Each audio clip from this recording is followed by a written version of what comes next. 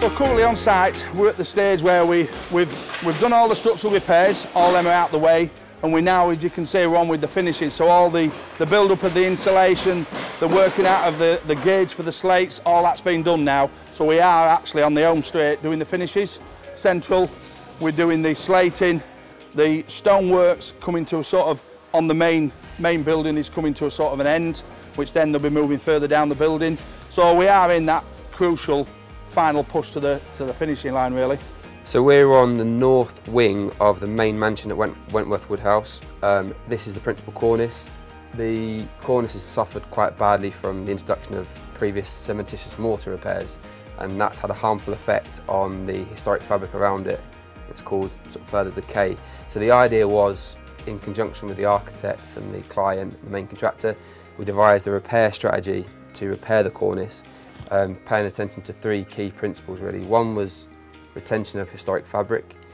Two was removing harmful cementitious mortars that are causing the decay where we can. And third is to pay respect to the key architectural principles of the cornice, which are the sight lines that you can see from the bottom. The beauty about the repair method we're using is we're looking at natural stone repairs, lime mortar, so the traditional way it was built.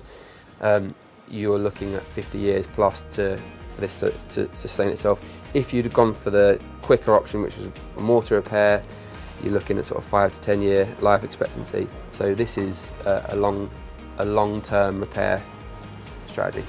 So effectively, because the amount of water damage the building has been taken over the years and its level of disrepair, we've had to strip the roofs off completely and sort of re-evaluate how the water is distributed from the roof so it doesn't get into the fabric of the building.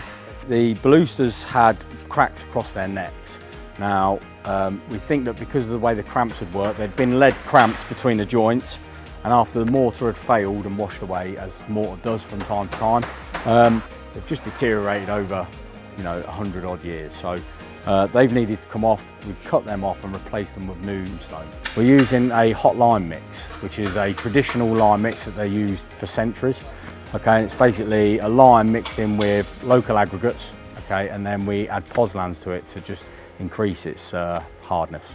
As we look over here, the bottom sort of 7 courses, the trust had a brilliant idea of engraving them, so you could buy a slate and have your engraving family, things on, whatever, totaling about 500 or 600 slates is basically engraved on the inside, but it's there as a history and a recording for the future, basically. The central roof, that's where the marble saloon is below. Historic ceiling, over its 250 years, 300 year life, there's been a lot of sagging, movement, and of course water ingress, because they're old lime ceiling, latted ceilings. So basically we've done remedial repairs, what will give the ceiling as it stands now another 10 to 15 years lifespan. Urns and statues, we got the schedule of repairs agreed. That's all those repairs now are back at site. One fortunate thing we had is that the stonemasons actually work in the urns, because two of the urns were concrete, which they managed to get the funding to have 2 of those replaced in the stone. So they are all back on site now, waiting to be sort of assembled in a kit form, and then as we take the roof off, then they'll get lifted back up with the structural repairs intact with them, really. As I always say with these projects, what the architect sees on his drawing, and we actually achieve that, then we've done our job. And I think the way it's going, we are achieving that, basically.